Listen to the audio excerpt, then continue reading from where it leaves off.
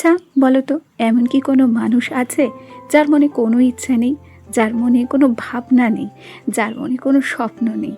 না গো, প্রত্যেকটি মানুষের মনে অনেক ইচ্ছে থাকে, অনেক স্বপ্ন থাকে, অনেক ভাবনা থাকে। তবে আমরা চাইলেই সেই ইচ্ছেগুলোকে পূরণ করতে পারি না। কারণ আমার মনে হয় ইচ্ছে পূরণের মালিক কিন্তু আমরা নিজেরা নই। ইচ্ছে পূরণের মালিক হচ্ছে স্বয়ং ঈশ্বর, যে এই বিশ্বব্রহ্মাণ্ড চালাচ্ছে। সে না চাইলে কারোর কোনো ইচ্ছে কখনো পূরণ হয় না, কারোর কোনো স্বপ্ন কখনো পূরণ হয় না। আর ভাবনা, স্বপ্ন, ইচ্ছে ছাড়া মানুষ কিন্তু কখনো বাঁচতেও পারতো না, তাই না বলো? আচ্ছা চলো, অনেক গল্প, অনেক কথা হবে তোমাদের সঙ্গে। তার আগে নিজের পরিচয়টা দিয়ে নিই। নমস্কার, কেমন আছো সবাই? আশা করছি সবাই ভালো আছো, আর আমরাও বেশ ভালো আছি। আমি রিমি। আজকে আমার আরও একটি নতুন ব্লগে তোমাদের সবাইকে অনেক অনেক স্বাগত জানাই। প্রত্যেক দিনের মতো আজকে সকালটাও সেই একইভাবে শুরু হলো। প্রত্যেকটা মানুষের দিন একইভাবে শুরু হয় এবং একইভাবে শেষ হয়। আমিও কিন্তু তার ব্যতিক্রম নই। আমার যে সকালবেলার কাজগুলো, সেগুলো কিন্তু প্রত্যেক দিনেই একই রকম থাকে। সকালবেলা ঘুম থেকে উঠে ঘর বাড়ি পরিষ্কার পরিচ্ছন্ন করে নিয়েছি। আগে তো নিজের ঘরটাকে পরিষ্কার করেছি, এখন যেহেতু দুটো ঘরের দায়িত্বই আমার, আগে এ ঘরের কাজকর্ম সেরে তারপর ও ঘরটা খুলি। আসলে আমার ঘরেও তো আমার প্রচুর কাজকর্ম থাকে, তার উপরে আমার দেওর যেহেতু এখনও পড়াশোনা করে, ওর পড়াশোনা শেষ করে ঘুমোতে ঘুমোতে রাত প্রায় 1:30-2টো বাজে।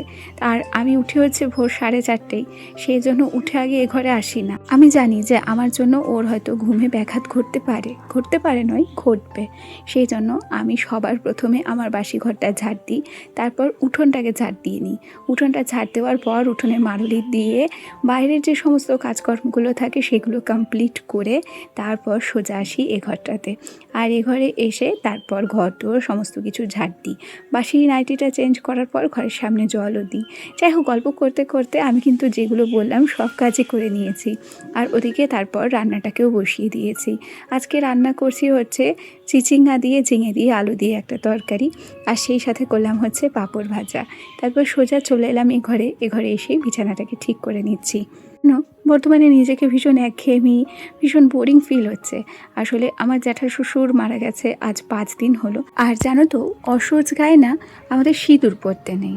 আর আমি মনে করি একটা বিবাহিত মেয়ের সৌন্দর্য কিন্তু শাঁখা সিঁদুরে। সুতরাং প্রত্যেক দিন আমার লাইফস্টাইল ঠিক যেমন তেমনই আছে। পরিবর্তন হয়েছে শুধুমাত্র খাওয়া দাওয়া, ওই সর্ষের তেল আর হলুদ ছাড়া খেতে হচ্ছে। আর সেই সাথে স্নানের পর সিঁদুর পরতে পারছি না। নিজেকে কেমন যেন ফিকে ফিকে রাখছে, রঙিন রঙিন মনে হচ্ছে। যাকে 5টা দিন তো দেখতে দেখতে হয়ে গেল, আর 5 দিন পরেই কিন্তু আমাদের অসহ্য সরবে। আর কি 10 দিনে ঘাট শ্রাদ্ধ হবে, তারপর শ্রাদ্ধ, খাওয়া দাওয়া সেসব মিটে গেলে আমরা আবার সিঁদুর পরতে পারবো।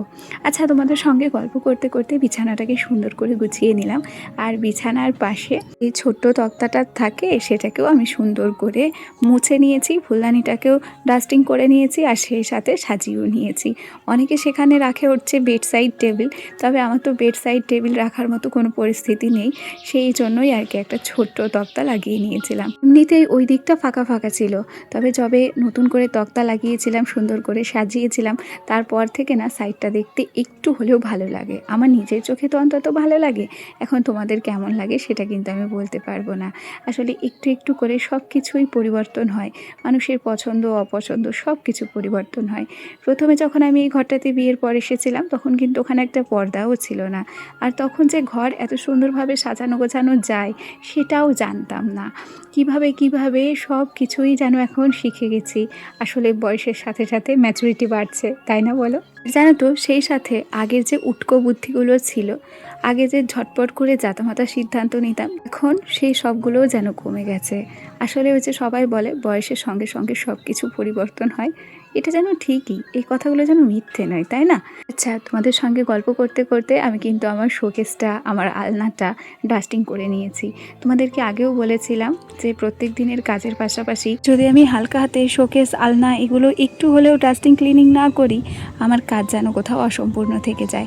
আচ্ছা, তোমাদের সঙ্গে কথা বলতে বলতে সোজা চলে এলাম এই ঘরে। আজকে রান্নাবান্না কী করেছি সেটা একটু তোমাদের সঙ্গে শেয়ার করলাম। করেছে হচ্ছে আজকে তেলাকুচোর ডগা, পাঁপড় ভাজা, আলু উচ্ছে ভাজা, আর চিচিঙ্গা দিয়ে, আলু দিয়ে, পেঁয়াজ দিয়ে একটা তরকারি। আর হ্যাঁ, বলে রাখি, আমরা তো অসহ্য পারছি, তবুও এগুলো কোথা থেকে শেয়ার করলাম, এই ভিডিওটা কিন্তু আমার আগে করা ছিল। আজকে বেশ মেঘলা মেঘলা আবহাওয়া, সকাল থেকে মেঘলা মেঘলা হয়েছিল। দুপুরের পর যখন সমস্ত কাজকর্ম আমাদের হয়ে গেল, ঠিক তখনই অঝোরে বৃষ্টি এসেছিল, জানো তো। ভাগ্যিস আজ খুব তাড়াতাড়ি রান্না বান্না, খাওয়া দাওয়া, স্নান সমস্ত কিছু কমপ্লিট করে ঘরে ঢুকেছিলাম, সেই জন্য এই বৃষ্টিটা এত সুন্দর করে উপভোগ করতে পেরেছি। আচ্ছা, এই ভিডিওটা তোমাদের সঙ্গে শেয়ার করছি আমি আগের দিন রাত্রে। আগের দিনকে আনা হয়েছিল হচ্ছে মাছ, আর সেই সাথে আনা হয়েছিল বাজার থেকে ফুচকা। কিছু টাইম তো বাজারে গিয়েই ফুচকা খাওয়া হয়, তবে যেদিন বেশি তাড়াহুড়ো থাকে সেদিন আর বাজার থেকে ফুচকা খেয়ে আসার মতো সময় থাকে না, সেদিনকে ফুচকা আমরা বাড়িতেই নিয়ে আসি পার্সেল করে। সন্ধেবেলা ফুচকাটুকু খাওয়ার পর তারপর আমি কিন্তু মাছ রান্না করছি। আজকের মাছ রান্নার রেসিপিটা একটু তোমাদের সঙ্গে শেয়ার করি। আজকের মাছটা না আমি কালো জিরে ফোড়ন দিয়ে রান্না করব। আমি বেশিরভাগ সময়ই বাটা মশলা ছাড়া খুব কম ঝামেলায় মাছ কিন্তু এইভাবেই রান্না করি। সবার প্রথমে মাছটাকে ভাজা করে নিয়েছিলাম, সেই কড়াইতেই তেল দিয়ে দিয়েছিলাম একটু কালো জিরে ফোড়ন, সেই সাথে কেটে দিয়েছিলাম টমেটো, পেঁয়াজ আর গোটা রসুন। আর যে আলুগুলো দিয়েছি সেগুলো একদম পাতলা পাতলা করে কেটেছিলাম। সব কিছু একসাথে বেশ ভালো করে কষিয়ে নিয়ে হালকা পরিমাণে জল দিয়ে দিয়েছিলাম, আর ঝোল ফুটতেই মাছ দিয়ে নামিয়ে নিয়েছি। এইভাবে মাছের ঝোল একদিন রান্না করে খাবে, দেখবে বেশ ভালো লাগে। আর তার উপরে যদি একটু ধনেপাতা কুচিয়ে দিতে পারো তাহলে তো আরও বেশি ভালো হয়। আচ্ছা, তোমরা দেখো তো যে কেমন লাগছে আমার মাছের ঝোলটা। ভালো লাগলে কমেন্ট করে জানিও কেমন। মনে কত জমা কথা লুকিয়ে থাকে যা হয়তো সবার সাথে শেয়ার করতে পারি না, তবে আজ চলো তোমাদের সঙ্গে শেয়ার করি। কথায় বলে না যে ঘরামির ঘর থাকে না, আমাদের ঠিক সেই অবস্থা ছিল। আমার বাবা রাজমিস্ত্রি কাজ করতেন ঠিকই, মানুষের পাকা বাড়ি বানিয়ে দিতেন ঠিকই, তবে আমাদের পাকা ঘর ছিল না। আজ অনেক বছর পর আমাদের একটা স্বপ্ন পূরণ হচ্ছে। এই যে হচ্ছে আমাদের ঘর, এটা আমাদের নিজস্ব ঘর। আগে আমরা এখানে থাকতে পারতাম না, এখানে আমাদের একটা টিনের ঘর ছিল ঠিকই, তবে আমাদেরকে থাকতে হতো মামার বাড়ি। ফাইনালি আজ এমন একটা দিন এসেছে, এই দিনটাতে দাঁড়িয়ে আমরা বলতে পারবো যে হ্যাঁ, এটাই আমাদের বাড়ি। আসলে খাওয়া পড়ার অভাব আমাদের কোনোদিনই ছিল না, তবে ওই যে ঈশ্বর এগোতে না দিলে কখনো এগোনো যায় না। আর তার উপরে কথা কি, ঈশ্বর যখন তোমাকে ভালো কিছু দেবে তার আগে তোমাকে অনেক অপেক্ষা করায়। তো আমাদের ক্ষেত্রে ঠিক এমনটাই হয়েছে। আমাদেরকে সে যা দিয়েছে 2 হাত ভরে দিয়েছে, জানো তো। তার কাছে আমরা সত্যিই কৃতজ্ঞ। এই ভিডিওটা আমার কাছে ছিল বেশ কয়েকদিন আগের, সেটা তোমাদের সঙ্গে আজ শেয়ার করব, কাল শেয়ার করব করে করাই হতো না। ফাইনালি আজকে তোমাদেরকে দেখিয়ে দিলাম। এই হচ্ছে আমাদের ঘর। ঘরের কাজ এখনও পর্যন্ত অর্ধ সমাপ্ত। যখন পুরোপুরি কমপ্লিট হবে তখনও তোমাদের সঙ্গে শেয়ার করব।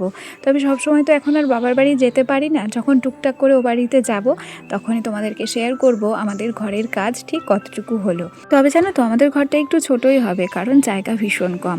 তার মধ্যে কতটুকু কি হলো সব কিছুই শেয়ার করব তোমাদেরকে। আচ্ছা, ভিডিওর এ পর্যায়ে আমার আজকের ভিডিওটি তোমাদের কেমন লেগেছে কমেন্টে জানাতে ভুলো না, হ্যাঁ। আর ভিডিওটি ভালো লাগলে অবশ্যই একটা লাইক করে দিও। চলো আজ তবে আসি, কাল আবার দেখা হবে। টাটা সবাইকে।